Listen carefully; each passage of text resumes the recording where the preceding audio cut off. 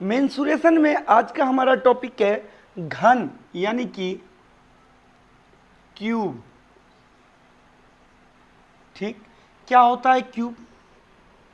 आपने एक बॉक्स देखा होगा, अगर उस बॉक्स के ऑल साइड, कितने साइड होते हैं? 12 साइड होते हैं ना।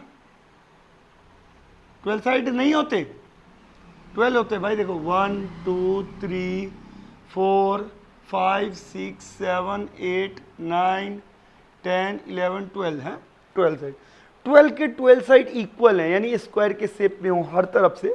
जैसे कि आप लूडो की जो गोटी होती है, डाइस होती है, उसको देखो तो वो क्या है? एक क्यूब है। वो क्या है? एक घन है। तो आज हम इसी के बारे में पढ़ेंगे। जो घन है, जो क्यूब है, इसका वॉल्यूम क्या होता है, टोटल सरफेस एरिया क्या होता है, लेटरल सरफेस एरिया क्या होता है, मैंने इंट्रोडक्शन वीडियो जो है मेंसुरेशन का, उसमें एक्सप्लेन कर रखा है पूरा। बेसिकली आप देखो, वॉल्यूम यानी कि इसके अंदर का जो स्पेस है, जिसके अंदर आप कुछ रख सकते हैं, दैट इज अ वॉल्यूम। ठीक। टोटल सरफेस एरिया यानी कि इस पूरे का जो सरफेस है, सरफेस यानी पृष्ठ का, ये जो पृष्ठ है, इस पूरे पृष्ठ का एरिया यानी क्षेत्रफल। ठीक, तो ये आपका हो गया। और लेटरल क्या हो गया? अगर आप कोई ऐसा लेते हैं जिसमें कि मतलब अप नहीं है, यानी उसका जो रूफ नहीं है और उसका बेस नीचे नहीं, बस उसकी वॉल्स लेते हैं, तो वो आपका क्या है? लेटरल सरफेस एरिया है। तो क्या है इसके सारे फॉर्मूले, आइए हम देख लेते हैं। सबसे पहले हम टोटल सरफेस एरिया यानी कि कुल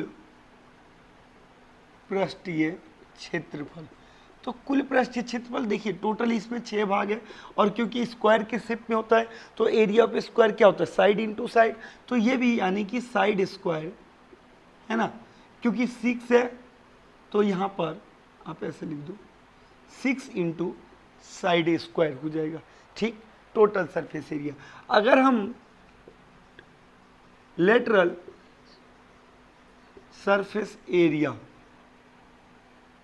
यानी कि वक्र पृष्ठीय क्षेत्रफल की बात करें तो टोटल वॉल है, तो वॉल इसमें 4 है, तो यानी कि 4 इंटू साइड का स्क्वायर। अगर हम इसका वॉल्यूम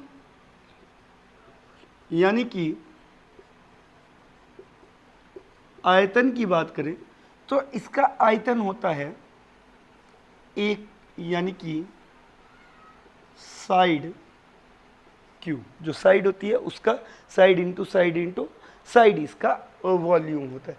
कई बार आपको एरिया 5 वॉल निकालने के लिए भी आ जाता है। मतलब जैसे बॉक्स है तो मतलब नीचे बेस तो है, अब खाली है ना, मतलब ओपन बॉक्स बन रहा है तो बेस तो है लेकिन अप नहीं है, तो अब एरिया ऑफ 5 वॉल भी कई बार एरिया ऑफ 5 वॉल भी आपको यूज करना पड़ेगा। 5 दीवारों का क्षेत्रफल है ना, 5 दीवारों का, तो उसको आप लिख लोगे 5 इंटू साइड का स्क्वायर लिख लोगे। तो ये आपके क्यूब के फॉर्मूले हैं। क्योंकि फॉर्मूला लिख दिए, जैसे मान लीजिए एक क्वेश्चन ले लेते हैं हम, उस क्वेश्चन में हम लिख लेते हैं कि साइड जो है 5 सेंटीमीटर है। ठीक, साइड कितना है? 5 सेंटीमीटर। अब आपको टोटल सरफेस एरिया निकालना है। तो टोटल सरफेस एरिया का क्या फॉर्मूला बताया मैंने आपको?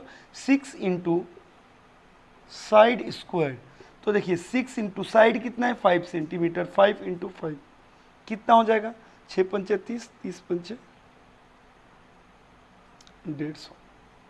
ठीक, अब देखिए क्योंकि एरिया है तो आंसर आप लिखोगे सेंटीमीटर स्क्वायर में।